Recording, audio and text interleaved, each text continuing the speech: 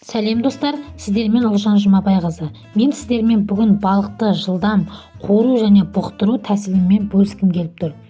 Бізге ең алдымен осындай кіші көлемді балықтар қажет болады. Менде осындай сазан балықтары.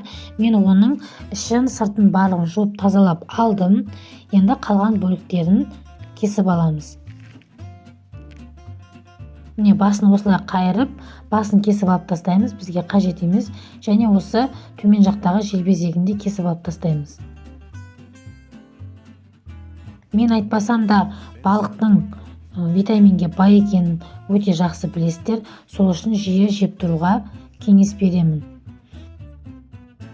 Одан соң екі жағында осылай пышақпен кесеміз, дәл видеодағыдай. Сонда біздің тұзымыз етіне жақсы сіңіп, бұл жерлерде жақсы қуырылатын болады. Кесіп алған соң дәміне қарай тұзымызды осылай сеуіп, одан соң осылай сипалап жағып шығамыз. Сонда тұзымыз түсіп кетпей, балығымызға жақсы сіңетін болады. Екінші жақ бетін ішіне барлық жағына сеуіп шықтым. Енді бұны тарелкемізге салып аламыз да, екінші балығымызды дәл сол әдіспен тазалап кесіп аламыз. Міне балықтарды тазалап дайындап алдым. Енді міне ең маңызды кезегіне келіп жеттік. Яғни балығымызды бірден бұқтырамыз және қуырамыз.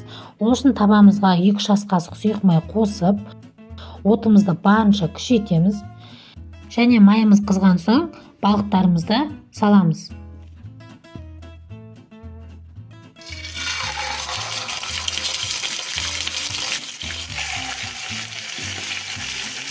Бетін жауып, осы қатты отта 5 минут ұстайтын боламыз.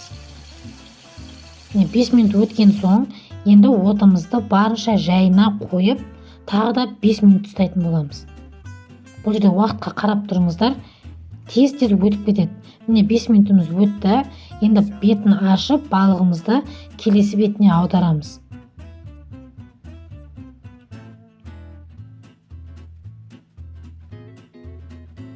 Келесі бетіне аударып болған соң бетін жабамыз. Отымызды қайтадан қатты, яғни қойып, барынша қаттысына қойып, тағы да 5 минут ұстаймыз. 5 минутымыз өткеннен кейін отымызды қайтадан ең төменіне қойып, тағы да 5 минут ұстаймыз. Міне бұның тәсілі осыда.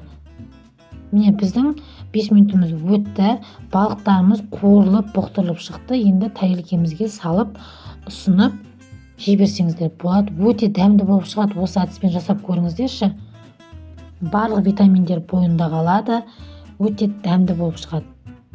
Сыртқы бөлігі қытырлап, ал ішкі бөлігі жұп-жұмсақ болып пісетін болады. Қазір мен сізге кішкене бөлігін алып, жеп көрсетейін. Міне қарасаңыздар, сырты қытырлап тұр. Қазанға толтырып, май құйып, оны сағаттап қуырған жаңа қытырлық балықтан ешқандай кем емес. Қараңыздаршы қалай қытырлайтынын.